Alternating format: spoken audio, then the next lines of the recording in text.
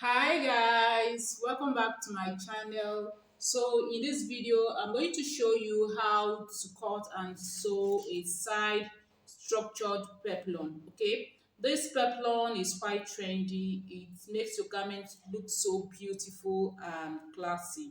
So these are the items I'll be working with. I have my velvet fabric, I have the lining, cotton lining, I have my crinoline, I have regeline boning. Now you can choose which one you want to work with. It's either your regeline boning or a crinoline. I also have a paper stay.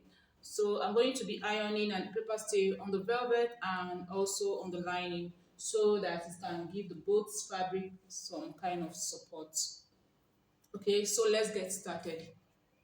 So I have this basque waist line gown I'll be working with. Okay, so what I'm going to do next is to take the measurement of where I'll be stitching or attaching the structure, the peplum. So at this point, at the center front here, I'm going to measure this way. I'm going to place my tape this way, okay, and measure to the center back. Okay, so what I have here is 17 inches. So I'm going to go ahead now and draft the side structure, the peplum. So I'm going to be doing that first on my lining, then I will transfer to the main fabric.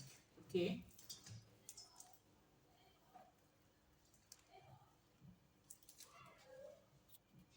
So I folded my lining into two. You can see it's unfold. Can you see? So the next thing I'm going to do is to mark the measurements I have, which is remember is 17 inches divided by 2 will give us 8.5, okay, plus half inch seam allowance will give us 9 inches. So I'm going to mark 9 inches at this top part, okay. So the next thing I'm going to do now is to mark the height of the peplum, and for the height I'll be working with 4 inches. That is how um, long I want my peplum to be. You can do 3 inches if you want your peplum to be very small. Okay, you can do 4. Okay, the peplum is always very small. So I'll mark 4 inches. You can see my 4 inches. So I'm going to be adding 1 inch extra to the 4 inches because I need half inch seam allowance to close the top part and half to close the down part. Okay, so that makes it 5 inches. So I'm going to go ahead and mark 5 inches this way. Can you see what I'm doing? So the next thing I'm going to do now is to connect it to the top part where I have my 9 inches. You can see that this peplum is very simple to cut. It's very simple. Anyone can do this. Both beginner, intermediate, advanced can do it. It's so simple. So I'll use my curve ruler and connect this way. Watch what I'll be doing. This is how I'm going to connect the 2 points. Can you see? Can you see? So the next thing I'm going to do now is to go ahead and cut it out.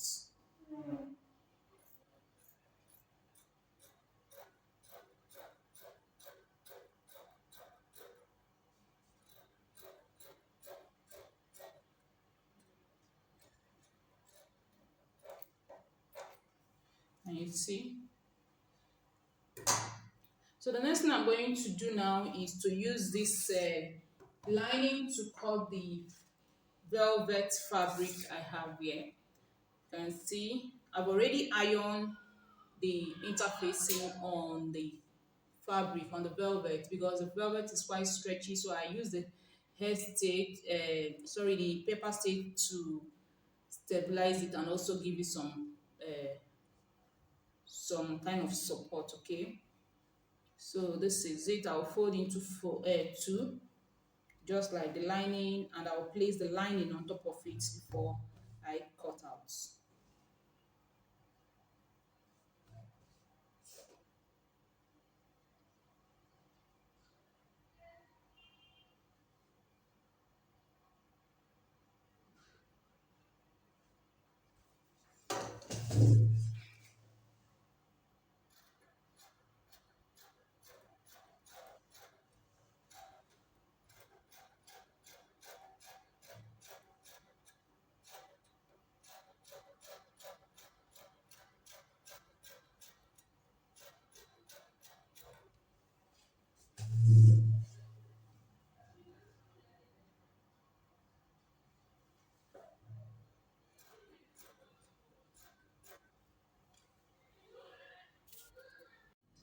So I'm done cutting out my velvet, as you can see, using the lining. So the next thing I'm going to do now is to close the down part.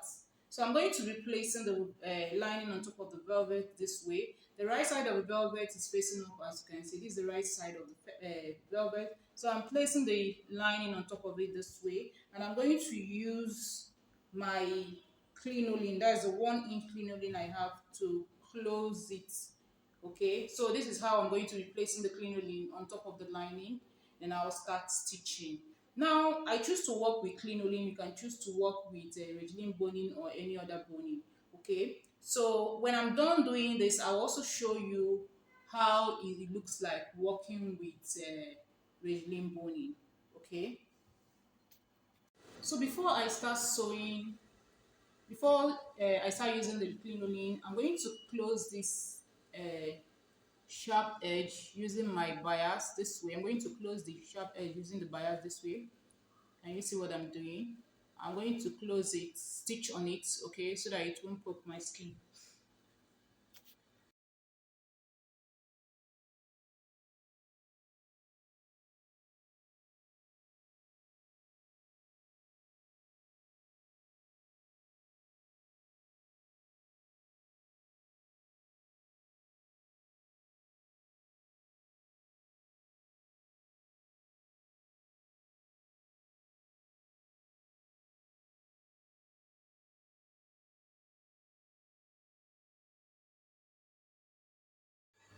So I'm done closing the down part, as you can see. You can see my crinoline.